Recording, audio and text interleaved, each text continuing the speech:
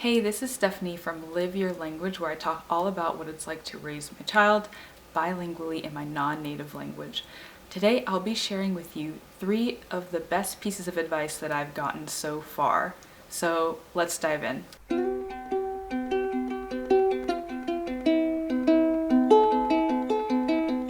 It's no mystery that as children age, they start to have attitudes about which language to use and when.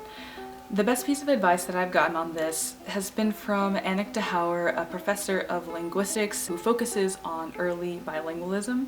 And also I've heard it from Eowyn Crisfield, who has a blog and who is an advocate for early bilingualism. And they suggest treating this just as you would any other social skill like please or thank you and manners.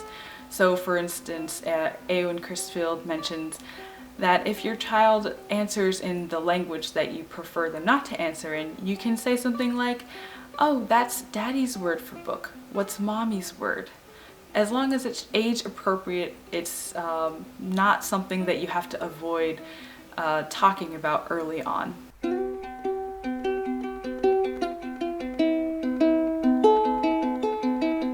The next piece of advice comes from Beck, who runs the Bilingual Zoo Forum, which is a place for all the parents who are trying to raise their kids bilingually. His piece of advice is that it's really important to establish as early on as possible that this minority language is your language that you use with your child. This obviously only pertains to the people who are doing one person, one language, but he said the advantage of starting really early is that you can make it so that that language is the only language you use with them and that that is the only language they have in recent memory, and it just becomes natural for you to use this language with them. He gives advice like it's important to be consistent so that they always know which language to answer you in, and also making sure that when you're spending time together that the majority language, which in my case is English, doesn't creep in unnecessarily. So for instance, I was an avid listener of the radio, and one of the things that I really miss now is that it's really difficult to get my favorite radio stations and my news radio in the minority language. But I realized that those sorts of things, 5 minutes here, 10 minutes there, just as I'm playing with my son, those things add up, and he's actually he's actually responding a lot more to the things that he hears now on the radio and on music. So it's really important to make sure that I'm being consistent by using the minority language all the time, and also to make sure that if at all possible I can ensure that our environment is 100% in the minority language as much as it's in my control.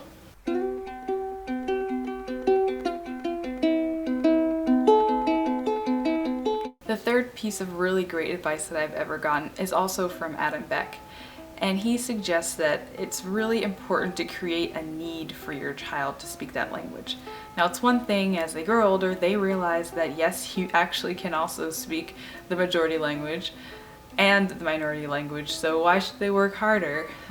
So that's why it's really important to make it so that at least sometimes they really have a need for that language. Now, some people can do that with childcare by getting an au pair, for example, or some people are lucky enough to have daycares and schools in their area that teach and instruct in a different language other than English.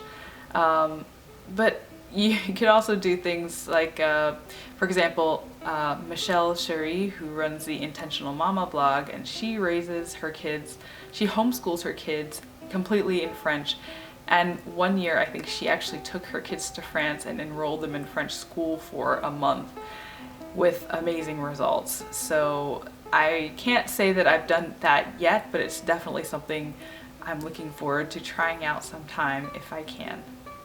Alright guys, those are my 3 pieces of fabulous advice that I've received so far. If you have anything to add, please leave a comment below, and if you haven't already, don't forget to subscribe so you don't miss any videos. Thanks for listening, and I'll see you in the next video.